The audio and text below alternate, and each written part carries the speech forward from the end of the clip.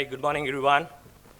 I'm Lieutenant Commander Ajit Singh Yadav, and it's an immense pleasure for me to welcome you all in the opening session today. It's a quite exciting, thought-provoking session from shadows to spotlight, the evolution of physical security. I would like to start with a small story first. About a year ago, one of our corporate offices had a minor but a potential serious incident. Late one evening, after most of the employees had left, a sensor in the server room triggered an alarm. The only security officer, instead of assuming it a false alarm, he immediately followed the protocol.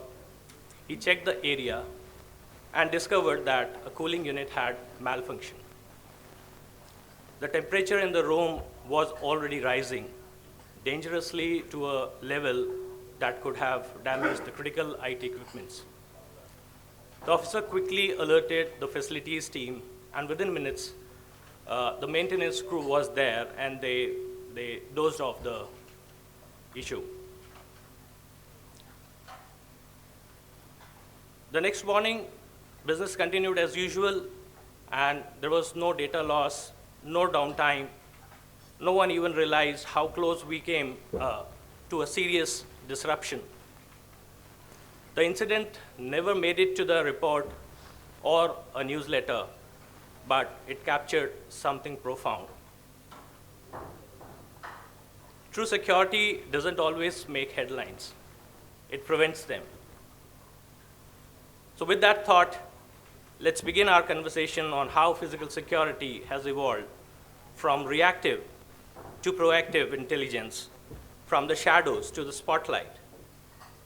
That's what is this session all about, how the role of physical security has evolved from being a quiet protector in the background to a strategic pillar of business continuity, resilience, and trust. And as we explore this journey from shadows to spotlight, we will hear from the leaders who are defining what it makes to keep the organizations and their people safe in an increasingly complex world.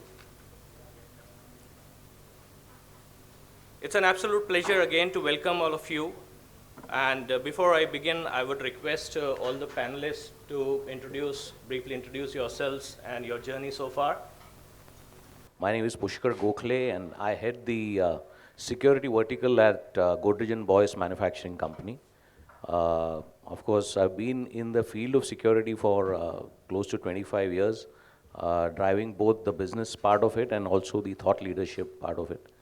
So yes, there has been a good amount of experience which we've really earned from security experts. And one of the things which I believe is in terms of developing products, solutions, taking insights, taking user insights, and that's where I think people like you have actually been helping us to work on this entire journey. So looking forward to this panel discussion. Thank you. Good morning to all of you. I'm Lieutenant Commander Rajeev Kumar Jha. Presently, I'm in charge security at Engineers India Limited, a public sector undertaking at Bikaji Kama Place. I have some 23 years of rich experience in security, fire safety, HSC management, and administration. So I'm a retired naval provost officer.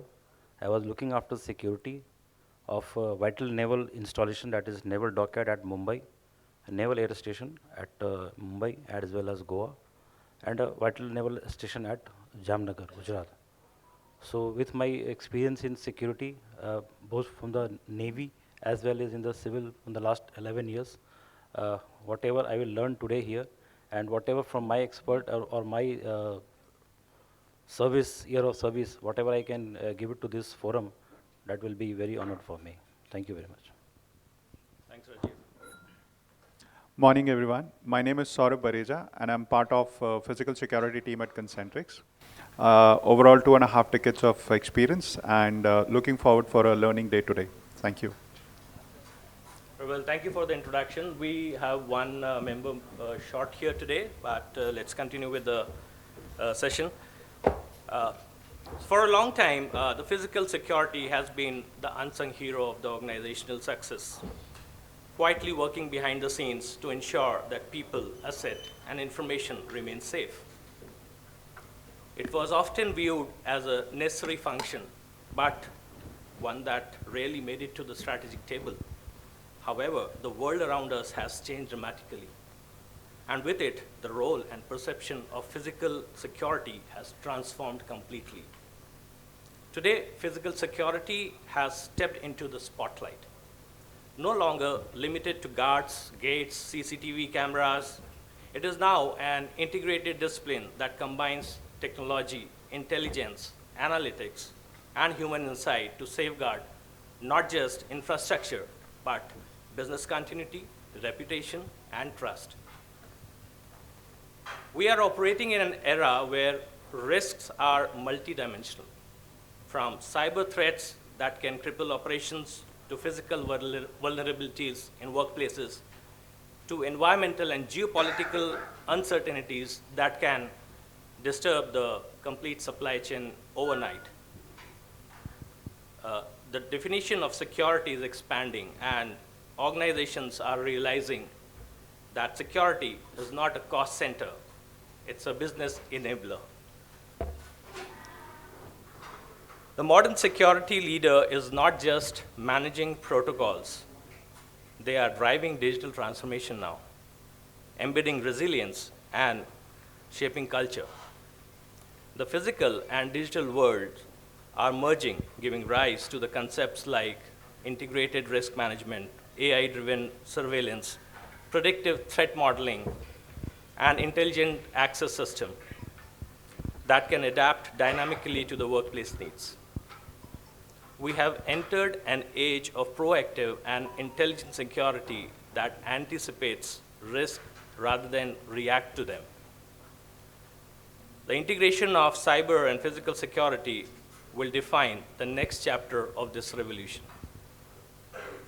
But beyond the systems and technology, at the heart of this transformation lies people, the men and the women who stand at the intersection of preparedness and response, often making critical decisions in moment of uncertainty. Behind every system and protocol, there is a person making quick and critical decisions. The evolution of physical security is as much about empowering people and fostering awareness as it is about innovation and infrastructure. The role of modern security professional has expanded now. They are now partners in risk mitigation, crisis leadership, and the focus is shifting from control to collaboration and awareness. Security is becoming part of the organization culture now. So in today's discussion, we will explore how organizations are redefining physical security, how it has evolved from being reactive to proactive, from operational to strategic, and from being in the shadows to rightfully in the spotlight. We are joined by the esteemed panel of experts today. So I'll start with you, Pushkar. Or let's start with Rajeev first. Let me just go to Rajeev first.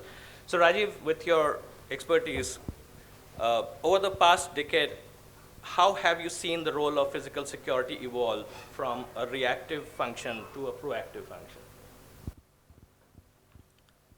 Well, if we see over the past decade, the role of physical security has changed from a reactive, that is to react after some incident has happened, to a proactive strategic discipline which is integrated with use of advanced technology, then with integrated risk management. And this has not happened this has started some around way back 2008 when there was a attack on Mumbai, 26/11 attack on Mumbai, wherein commercial establishments, they were targeted. And no one had ever thought of it that such incident would occur to those places. So that led to the strategic thinkers to focus from a reactive force to a proactive force. Now, due to the at present in nowadays there is an increase in complexity of and frequency of security threats such as terrorism, then we have cyber attacks, physical cyber threat. So these things have combined and they have led the to evolve that now the security is to be gone are the days when the security used to be a reactive, now it has to be a proactive. So convergence of physical security with the use of technology is a key nowadays to go ahead with the from reactive to proactive security. Absolutely. Thank you so much. I'll come to Saurabh. Saurabh, the convergence of technology and security from AI surveillance to smart access system, it has been a game changer. How are the organizations now leveraging the technology to enhance both safety and? Sure. I would, go a few years back, when during RFP sessions, we used to call our guarding partners and, they used to come and talk about guards, right? And those were the times when we started having discussions on access control, CCTV, and we used to ask them. And there used to be always a sense of fight amongst both the teams, security systems team and the guarding team, which still exist in some silos, but it used to be very fierce, right? Because the fear was, if I buy cameras, I may not buy guards, right? Or I may not take guards because I am buying cameras. Without realizing that putting technology is nothing but, it's a force multiplier, because I cannot pull out from guard's mind what he has seen when an incident was happening, or how he was, managing that situation on the ground. Whereas camera, which is a force multiplier, can record all those events, can record what was really happening on ground. And, it's easier for us to extract evidence and reach out to conclusions and be able to, share the learning experiences that we all had from that incident, right? Fast forward today, there are organizations which are saying that, okay, you tell us what are your problem areas, right? Instead of telling us how many guards I need, how many cameras I need, you tell us what are your threat perceptions, you tell us what are your risk areas, and we will design solutions for you, right? So I think that's the, movement or the shift which we have seen in the entire industry from what a person-led to a tech-led versus a man-tech kind of an evolution which has happened in this entire piece. Apart from that, what we also noticed is with further investments getting into this area, with people coming up with different ideas, more and more experiments are happening in this technology. Security, which used to rely more on paper, is moving towards digital environment, right? Now, how that digital really helped, because data which was on papers got converted into numbers, right? And which equally gave an edge to these security managers, that when they are sitting in the boardrooms, they're talking numbers. They're not talking transactions anymore, right? They're talking numbers. They're able to correlate that how one step wrong taken at the initial stage can culminate into the loss to the larger organization, right? So that's the change which has happened, and that's the contribution which security manager is able to make, or the advantage which he's able to bring on the table, which was earlier not visible at all. Yeah, absolutely. I think today we are enabled enough to collect the entire, collect a set of data and do the analytics to actually predict the future. I mean, any threats coming up in the future in the similar formats, definitely yes. So, great, very well. So, Pushkar, would you like to add something to this, or? Yeah, sure.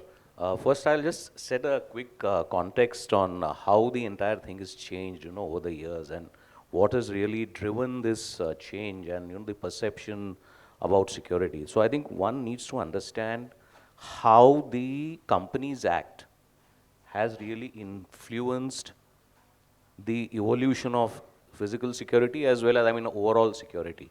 Because if you look at the mandates which have been issued, the regulatory framework which has gone through a change, I think reporting of your risk management framework is a big thing now. And most of the listed companies need to do that. I'm sure all of you, I mean, how many of you really work on a risk register in your organization? I think everybody does nowadays. This was not there, I think, maybe 2 decades back. And that's something which has really gotten a lot of awareness at the top. And I'll give you an example about this regulatory thing, because we do a lot of BFSI.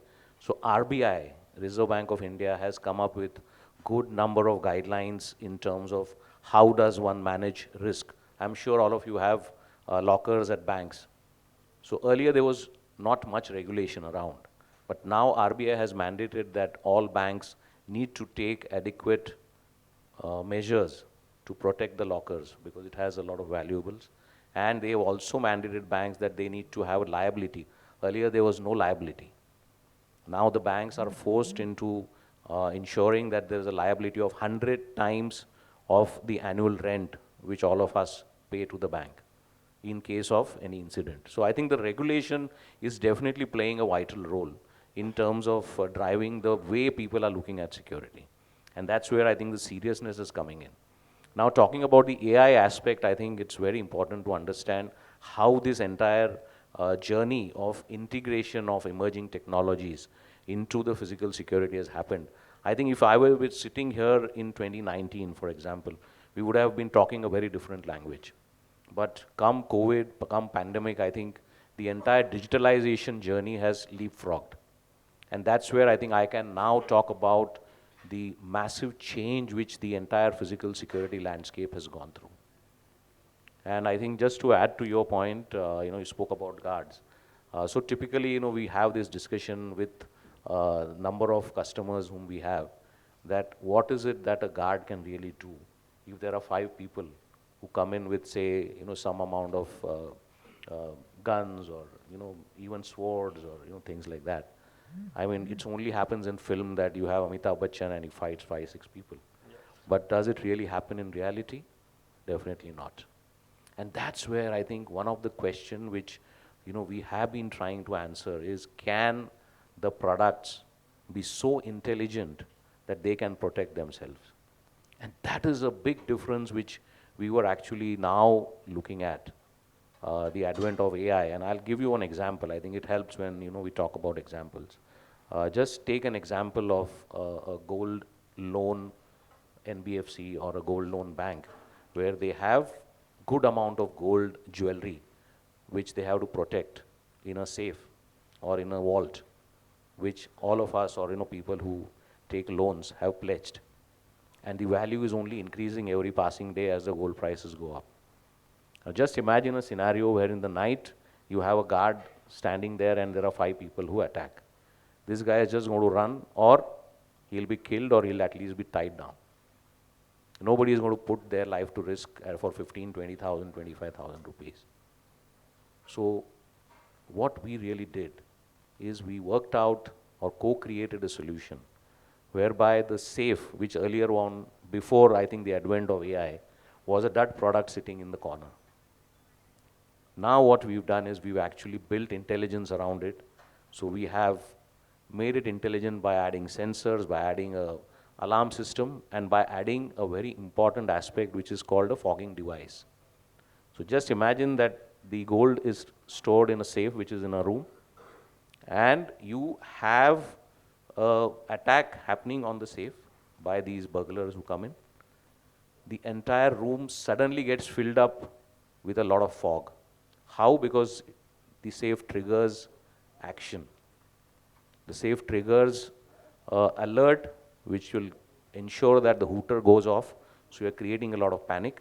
The room gets filled up with this fog, which is dense fog. You can't even see your hand in that dense fog. So you're creating huge amount of panic, and you are ensuring that the safe protects itself. Because these guys will just run away. understand the psyche of these burglars who have entered, and they suddenly find there is a hooter going off, the entire room getting filled with fog, and they just can't see anything. So I think this is how the entire evolution of AI and the integration of AI into the product, physical security products, has happened. And this is just one example, but there are many which are really helping to ensure how the risk can be addressed. Great. I think that's a real great real life example of how the intelligence has come into the security world, the adoption of technology, how it is helping in catering to the various security scenarios. Great, very nice. I think that's really gives us a great insight about how actually we are utilizing it on ground. So coming back to Lieutenant Commander Rajeev, how do you see the cyber security and the physical security coming together in the future to create a unified risk management framework? As Sir was mentioning about the integration of AI into the physical security, so in the same fashion, the cyber security and your physical security, if it is combined, because now you see that wherever there is an attack, say physical attack is there or physical theft is there, then there is a data compromise. So with this data compromise, this is again your cyber threat.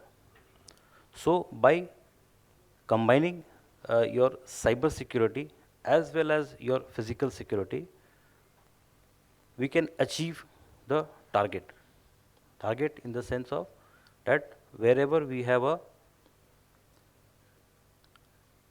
technology driven force which is integrated with AI and cyber, we can very easily get to what we want to achieve.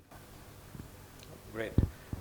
Anything, if anybody has some more examples to add on to it? I would like to add here. It's like, two has to work hand in hand. One cannot become the weakest link for other to be, vitiated or to be, broken for, right? So today we have got our access control system on the networks, right? Which is obviously riding on the enterprise networks. If it is not, then you will not be able to reap the entire advantage or benefits out of it, right?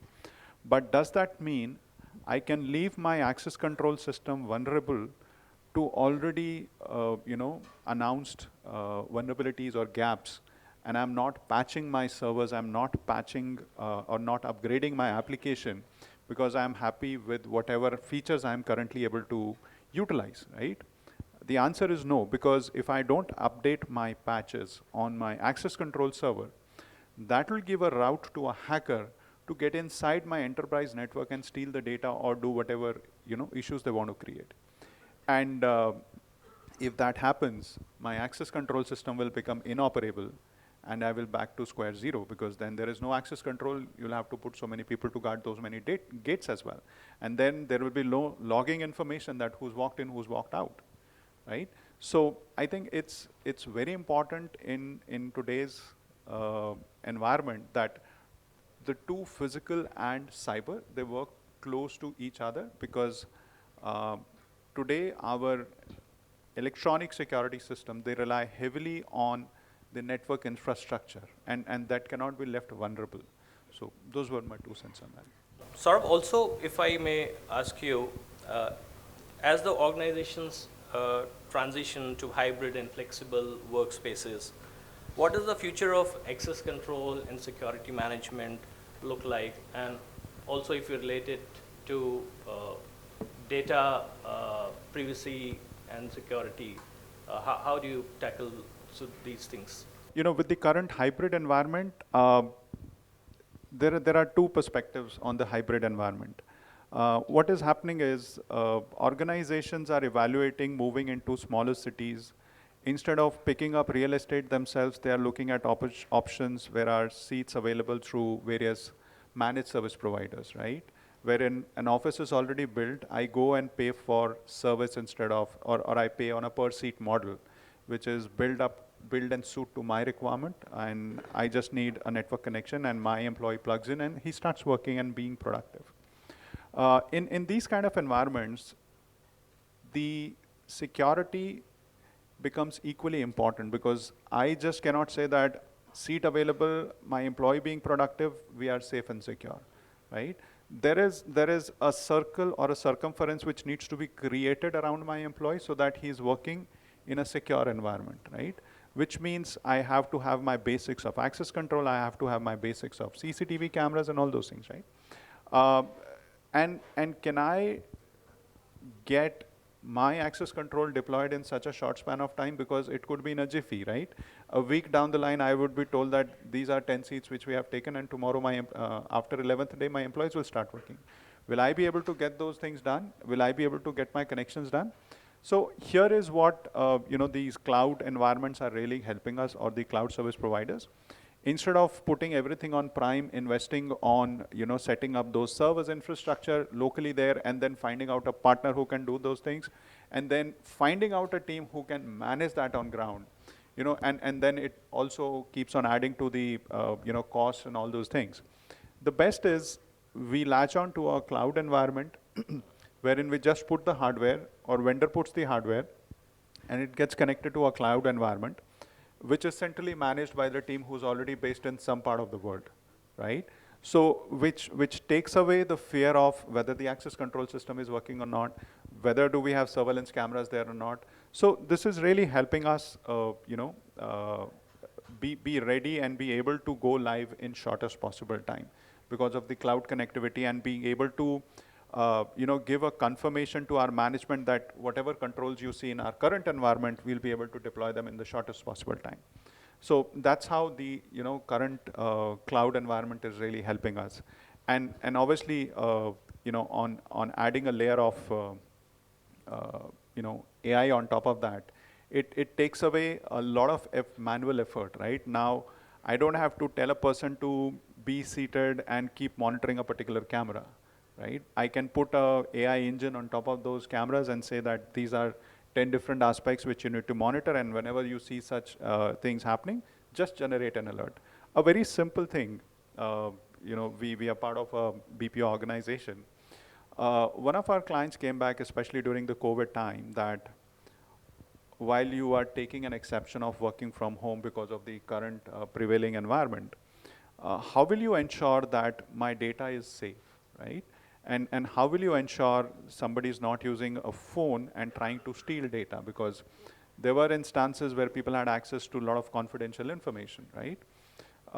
And that's where the team got together and started brainstorming and came up with this idea of, let's build some video analytics or AI on top of the webcam, which is already built into the system, and give those alerts. If somebody's trying to pose a camera to the screen, if somebody's trying to peep in or trying to do shoulder surfing, if somebody trying to speaking on phone, can we at least start generating those alerts, right?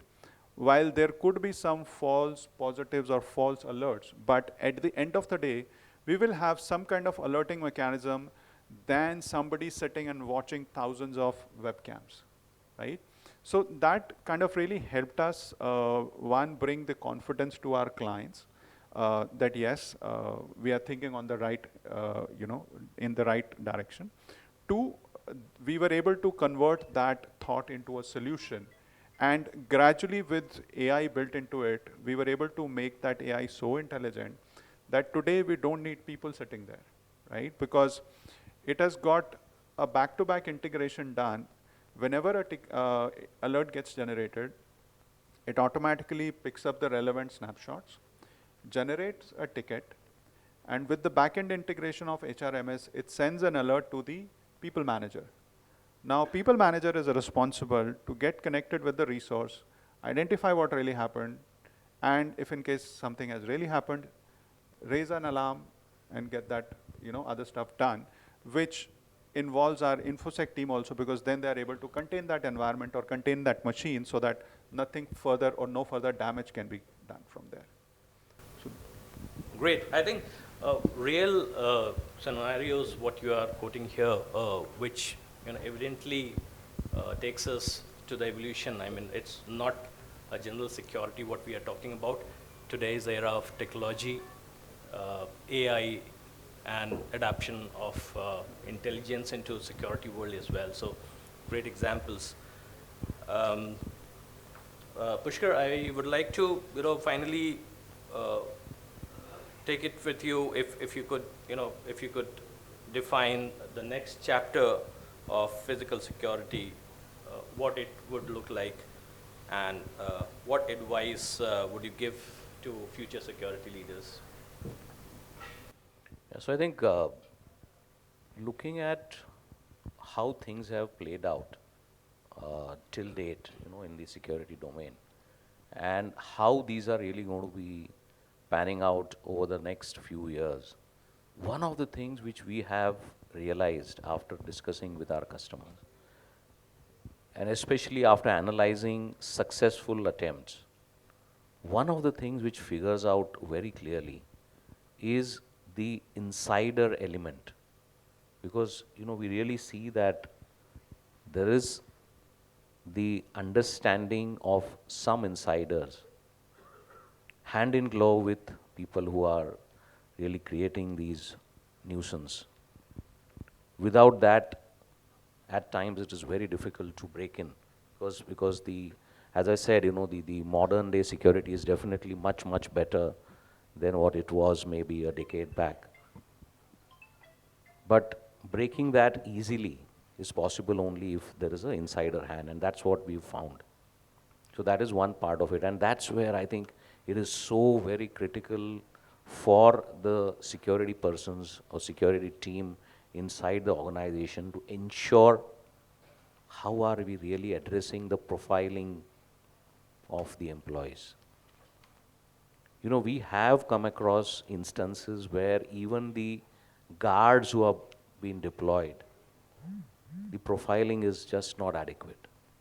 The background checks are not adequate enough. This is a very simple thing, I mean, basic thing which we've seen, which ultimately then, ends up into a big disaster or big problem. Why security guards? I think there are a lot of people who are the peons in the organization, or people who are sweeping the floors. I mean, one has to really keep a close eye on these elements, and not to undermine, these employees, but it at times becomes very critical to do profiling. Otherwise, you are definitely at risk. And given their kind of salary structures, they are the ones who can essentially, get onto, or maybe, are one of the most vulnerable class when it comes to siphoning out information, because no kind of attack is successful unless there is enough amount of groundwork in the form of Reiki which is carried out. And that's where I think these elements are very important. So that's one part of the insider. Secondly, I think for security personnel, it is very important to bring to table the fact that how the return on security investment can be driven in the organization. Many a times, we really fail to do that, and that's something which should be done culturally, because I think the board, the top management, while they do understand why there has to be investment coming into security, more like an enabler. But I think when you quantify the benefits of that, because every time, we talk about return on investment or return on capital employed, I think it is also equally important, and I think it is our responsibility as security personnel to drive home the fact that this investment in security is going to give us returns. So I think it's called a ROCE framework. I mean, we can discuss this later, but I think it's called return on security investment. And there are various, while it is very difficult to really quantify the impact of this investment, but yes, there are certain things which can be worked out whereby, this return can be highlighted or quantified. And that can really, bring in good amount of focus, good amount of investment into the modern day security. Great. Rajeev, your perspective on it? As sir has just mentioned, I'll just add on to it that the role of security professionals have shifted from reactive perimeter focused to a uh, proactive which is combined with engineering to technology driven for the growth of a business goal. So the key shift in profile of security professional is from technology or defensive to strategic and integrated. Yep. So that has to be done now. Absolutely, yes. So that's very important. Strategic involvement. I mean, how it's not we are talking only about physical security, but how we get involved into the strategic decision making and a table on I mean a seat on the table. So that's where I mean we are evolved, and these examples are really testimony to the journey. We kind of recently executed a project wherein we did some little extra investment on our security equipment. And this was the very same question I was asked, that you're asking for so much money now, show us what is the advantage and how will you ensure this cost gets recovered, right? And mind you, it was all CapEx investment, which I was asking, it was not an OpEx investment. So I sat down with the team and my service provider to understand what is really going into it and how all this will culminate and how all this will help us, give better controls, better effective controls, and to an extent, a convenience to our internal customers also. We sat down and what we realized after doing all the calculations is that entire investment was recoverable in 6 months' time. Because we were saving on some manpower element, right? I added 6 months to 8 months because I said let's recover this cost in 8 months because I want to use this additional investment or saving or return which I'm able to give to the organization to train my people who are looking at the things at the back end, because their upgrade is equally important. Because if I am making this investment and they're not able to sustain or manage this on a day-to-day basis, the entire investment will fail, right? So instead of showcasing a 6 months return, I showcased a 8 months return, and that additional investment which I was unable to get to train or upgrade or upskill the people, I was able to get that through this calculation. Absolutely brilliant. I mean, upscaling and upskilling all our security professionals. I mean, that's really an important aspect when every organization should look into. I'll also just add on to it that with the integration of technology into the physical security, it doesn't not only saves you amount also in your amount also, but also it gives a edge to the security system. So in my organization where I had joined, so we had some 56 security personnel. So the monthly invoice that used to come for the security bill was very much. So I integrated CCTV system along with the barriers and everything. I got into it, and after that, the number of security personnel from 56 to we came down to 33. So that amount of 23 security personnel which we saved security bill, so that added to our organization and business growth. As we can see that security today is no longer confined to gates and guards, and it's about governance now. It's about intelligence and trust. It sits at the crossroad of technology, people, and purpose. From the shadows, it has truly stepped into the spotlight, and it's here to stay as a vital pillar of organizational resilience and culture. We have done quite serious talks, and I would like to go ahead for a rapid fire.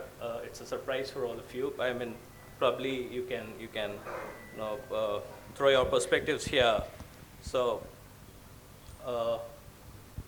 anybody can and take it up, so in any sequence. So a one word that best describes the future of physical security: intelligence, integrated, predictive, empowering.